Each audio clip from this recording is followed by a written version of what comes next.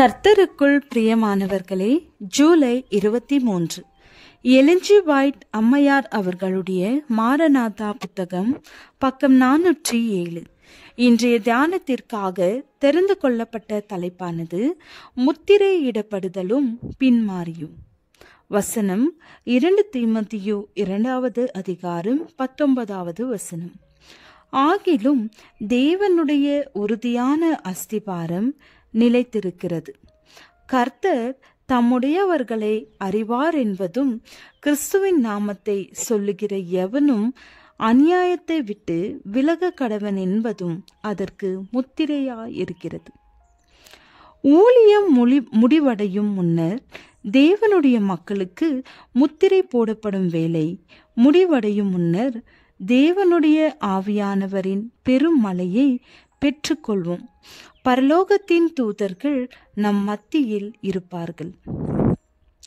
நமது பரமபிதா நம்மால் செய்ய முடியாத காரியங்களை செய்யும்படி நம்மிடம் கேட்க மாட்டார். அவரது நோக்கத்தை நிறைவேற்றுவதற்காக தமது மக்கள் ஊக்கமாக ஊழியம் செய்ய வேண்டும் என்று அவர் விரும்புகிறார். கிறிஸ்து இயேசுவிலே ஆண்களும் பெண்களும் முழு வளர்ச்சியை அடையத்தக்கதாக வல்லமைக்காக ஜெபிக்க வேண்டும். வல்லமைக்காக எதிர்பார்த்திருக்க வேண்டும். வல்லமையை பெற்றுக்கொள்ள வேண்டும்.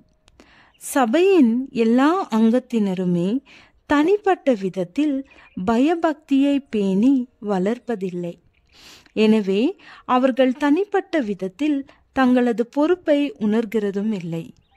கிறிஸ்தவ பூரணத்துவத்தின் உயர்ந்த தரத்தை அடைவது தங்களுக்கு கொடுக்கப்பட்ட கடமையும் தனி சிறப்பு வாய்ந்த சலுகையும் என்பதை அவர்கள் தெளிவாக விளங்கிக் கொள்வதும் இல்லை.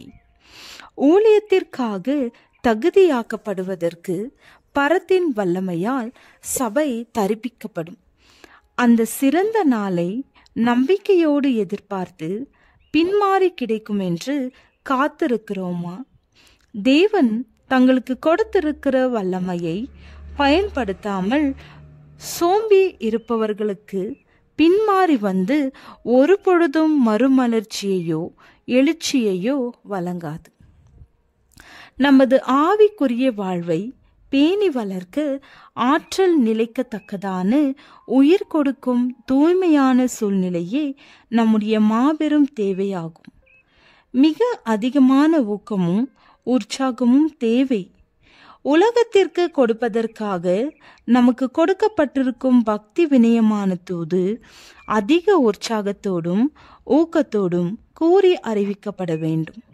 மகா உன்னதமானவர் நம்முடன் ஊழியம் செய்து கொண்டிருக்கிறார் என்றும், நமது திறமைக்கும் வல்லமைக்கும் அவரே ஆதாரமாக இருக்கிறார் என்றும் அவிசுவாசிகளின் மனதிலும் அதை குறித்த உணர்வை ஏற்படுத்தி நடத்தும் அளவிற்கு ஆழ்ந்து வேலை செய்ய வேண்டும். காணாமற் போன ஆட்டை திரும்பவும் கொட்டகைகளுக்கு கொண்டு வரத்தக்கதாக செய்யும் முயற்சிகளிலே உங்களது அனைத்து சக்திகளையும் பயன்படுத்துகிறீர்களா? எச்சரிக்கப்பட வேண்டிய ஆயிரம் பேர் அறியாமல் இருக்கிறார்கள். கிறிஸ்துவின் வல்லமைக்காக ஒரு பொழுதும் ஜெபித்திராத அளவிற்கு ஜெபியுங்கள். அழிந்து கொண்டிருக்கும் மக்களை காப்பாற்றுவதற்காக அதற்கான விருப்பத்தால் நிறையப்படத்தக்கதாக அவரது ஆவியானவரின் அருட்பொழிவிற்காக ஜெபியுங்கள். தேவனே, பூமியில் உம்முடைய வழியும் எல்லா ஜாதிகளுக்குள்ளும் உம்முடைய இரட்சணியமும் விளங்கும்படியாய் தேவரீர் எங்களுக்கு இறங்கி எங்களை ஆசீர்வதித்து உம்முடைய முகத்தை எங்கள் மேல் பிரகாசிக்க பண்ணும்.